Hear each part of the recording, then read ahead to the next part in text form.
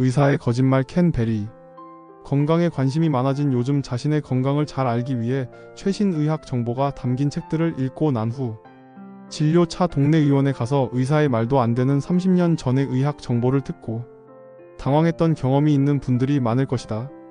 가령 하루에 3끼를 잘 챙겨 먹고 간식도 꼭 챙겨서 먹으라는 의사도 많고, 식사를 조금씩 자주 하는 게 건강에 좋다고 말하는 의사들도 많이 봤다. 그러나 최근의 건강 상식으로 식사를 자주 하는 것은 췌장을 무리하게 하고 당뇨병을 불러오는 무서운 습관이다. 그동안 내가 만난 의사들은 이런 분들이 참 많았다.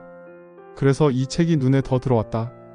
이 책의 저자 켄 베리 박사는 유튜브를 통해 그동안 의료계가 맹신해온 오류투성이의 원칙과 명백한 거짓말을 밝히는 일에 앞장서고 있는 의사다. 이 책은 우리가 진실이라고 의심조차 하지 않고 들어왔던 이야기들에 대한 진실을 말해준다. 저자는 우리가 진실이라 믿고 있는 상식들에 대해 의심하고 관련 논문들을 찾아 연구하여 그 이야기들의 진위를 가린다. 최근 여러 서적에서 그동안 우리가 알고 있는 것들이 거짓임을 밝히고 있다. 이 책도 그런 충격적인 얘기들이 담긴 책이다. 과연 포화지방이 콜레스테롤 수치를 상승시키고 비만과 심혈관 질환의 발병률을 높인다는 말은 과연 진실일까? 결론부터 말하자면 이 이야기는 전혀 근거 없는 주장이다. 이 주장은 안셀키스 박사에 의해 시작되었다. 7개국의 연구 결과라는 제목으로 대중의 높은 관심 속에 발표된 그의 조작된 연구는 포화지방을 많이 먹을수록 혈중 콜레스테롤 수치가 증가하고 심혈관 질환의 발병률도 함께 상승한다는 결과를 공개했다. 원래 22개국을 대상으로 조사를 했으나 자신이 원하는 결과와 다른 값이 나온 15개국을 제외하고 7개국의 결과만 발표했다. 키스 박사에게 연간 $200,000의 연구비를 제공했던 미국의 공중보건 서비스는 서둘러 키스 박사의 주장을 받아들였다.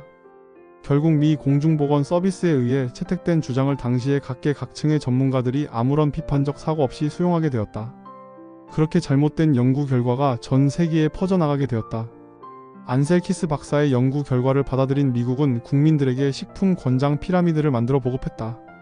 탄수화물 위주의 식사를 권장하게 되면서 50년이 지난 지금 미국은 세계에서 가장 뚱뚱한 사람들이 사는 나라가 되었다. 우리를 뚱뚱하게 만드는 것은 포화지방이 아니라 설탕과 녹말이다. 100여 년 전만 해도 누구나 돼지 기름이나 소기름 같은 동물성 지방을 이용해 음식을 만들었다. 그 시절에는 70세도 안 된 나이에 심장마비로 쓰러졌다는 이야기를 들어볼 수 없었다. 그러나 오늘날 사람들은 음식을 조리할 때 대부분 식용유나 각종 씨앗을 압착해 제조한 기름을 사용한다. 저자는 안셀키스 박사의 데이터를 검토했고 심장질환 발병률에 영향을 끼친 것은 바로 설탕 섭취량이란 것을 알아냈다. 동물성 기름이 콜레스테롤을 상승시키거나 질병을 유발한다는 것은 완벽한 거짓이다. 튼튼한 뼈를 만들려면 우유를 마셔야 할까? 우리는 누구나 우유가 뼈를 튼튼하게 만들어주며 우유는 최고의 식품이라는 것을 믿어 의심치 않는다. 그런데 우유가 인간에게는 사실상 쓸모없는 소의 젖이며 오히려 뼈를 약하게 만든다면 믿을 수 있겠는가? 저자는 최근 연구들을 검토한 후 우유는 우리의 뼈를 튼튼하게 만들기는커녕 오히려 더 약하게 만든다고 주장한다. 유제품 소비가 가장 높은 국가에서 골다공증 발생 비율이 오히려 높다는 사실에서 이를 확인할 수 있다고 한다. 게다가 우유에는 각종 면역 반응을 유발한다고 알려진 당류 및 단백질이 있다. 상식적으로 우유가 그렇게 완벽한 식품이라면 인간 이외의 동물들에서 우유를 먹는 모습이 포착되어야 자연스러울 것이다. 그러나 인간 이외의 그 어느 동물도 다른 동물의 젖을 성인이 되어서도 먹는 동물은 없다. 그리고 젖이라는 것은 어린 새끼의 성장에 필요한 것들이 우선적으로 들어있다. 그래서 그 어느 동물도 성체가 되어서는 어미의 젖을 먹지 않는다. 그 이유는 젖에는 유아기의 성장과 발육에 필요한 물질이 함유되어 있기 때문에 성체가 되어서는 더 이상 필요치 않기 때문이다. 이런 자연적인 현상에 비춰 생각해보면 인간이 성인이 되어서도 소의 젖을 먹는 것은 자연스러운 모습이 아니다. 튼튼한 뼈를 원한다면 더 이상 우유를 먹지 않아야 한다고 저자는 말한다.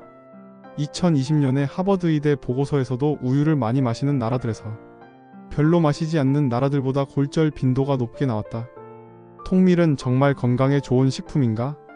미국 농무부가 권장해온 푸드 피라미드에서부터 마이플레이트에 이르기까지 사람들에게는 통곡물이 필수적으로 섭취되어야 할 식품으로 추천되고 있다.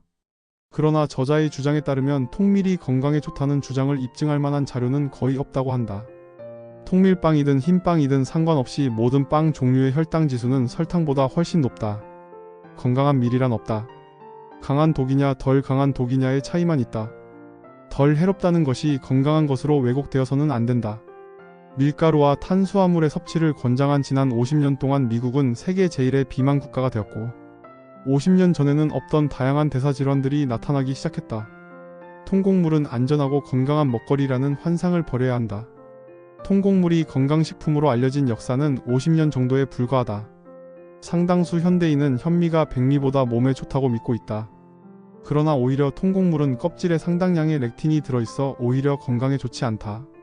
사실 지금 우리가 먹는 밀은 우리의 증조할아버지가 먹던 밀과는 다르다. 오늘날 재배되는 밀은 반회성 하이브리드 종자로 1960년대에 등장한 개량종이다. 의사들 사이에서 밀로 만든 음식이 인체에 해롭다는 인식이 공유되기까지는 아직 오랜 시간이 필요할 것으로 보인다. 저염식이 과연 건강을 위해 좋은 것일까? 일반적으로 혈압이 높아서 병원을 찾게 되면 의사들은 저염식으로 소금 섭취량을 줄이라고 조언한다. 이는 다양한 건강 관련 방송에서도 마찬가지다. 정말 짜게 먹는 것이 혈압을 높이고 심장에 무리를 주는 것일까? 그러나 최근의 다양한 연구 결과들은 오히려 저염식을 하는 경우에 혈압과 심혈관 질환의 발병률이 높아진다고 말해주고 있다. 적당하게 짜게 먹어야 오히려 혈압이 안정되고 심혈관 질환도 낮출 수 있다고 말한다. 그렇다면 소금을 어떻게 먹는 것이 좋을까? 저자는 천일염과 같은 소금을 섭취하는 것을 추천한다. 그리고 너무 소금에 신경 쓰지 않고 마음껏 먹으라고 조언한다. 인간의 몸은 수분이 70%로 채워져 있다. 그리고 우리의 체액은 0.8에서 0.9%의 염분을 유지하고 있다. 염분이 부족하면 오히려 몸에 문제가 생긴다. 2000년대에 이런 주장을 하는 연구들이 등장하기 시작했다. 2014년에 발표된 심혈관 질환 예방을 위한 저염식에서는 저염식의 혜택을 확인할 수 없었고, 심지어 2006년 국립건강영양조사를 토대로 한 연구에서는 오히려 나트륨 섭취량이 적을수록 심혈관 질환의 사망률이 높아지는 역상관관계가 나타나기까지 했다. 최근의 연구 결과들이 이런 주장에 힘을 실어주지만 여전히 많은 사람들이 염분이 혈압을 높인다고 생각하며 많은 인터넷 자료들도 이러한 내용을 담고 있다. 한번 퍼진 잘못된 가짜 과학 정보는 수십 년이 지나도 사라지지 않고 살아남는다. 장 건강을 위해 식이섬유를 먹어야 할까? 결론부터 말하면 건강을 위해 섬유질을 먹어야 한다는 주장을 뒷받침하는 증거는 어디에도 없다. 오히려 대규모 실험에서 밝혀진 바로는 식이섬유를 섭취한 그룹에서 강한 변비가 생기는 결과가 나오기도 했다. 이 책의 후반부에는 더욱 놀라운 이야기들이 이어진다. 우리는 모두 햇빛이 피부 노화를 일으키므로 선블록 또는 선크림을 바르는 것을 기본으로 하고 있다. 그런데 저자는 햇빛 때문에 피부암이 생기는 것이 아니라고 주장한다. 그리고 적색육을 직화로 구워 먹으면 암을 유발한다는 주장도 거짓이라고 말한다. 거기에 더해 우리가 흔하게 들은 바로는 가공육들, 가령 소시지 등의 가공육이 암을 유발한다고 알고 있다. 그러나 저자는 이 또한 거짓이라고 주장한다. 그리고 그 이유를 자세히 설명해준다. 의사들이 흔하게 얘기해주는 거짓 정보에 대한 경각심을 일으켜주는 책이다. 그리고 이 책에서 각 장마다 저자는 더 깊이 알아보고 싶은 분들을 위해 책들을 추천해 놓았다. 이 부분이 제일 마음에 들었다. 더 깊이 알아보고 싶은 분들은 그 책을 더 읽어보면 된다. 보통 우리들은 의사의 말이라고 하면 고지곳대로 믿는 경향이 있다.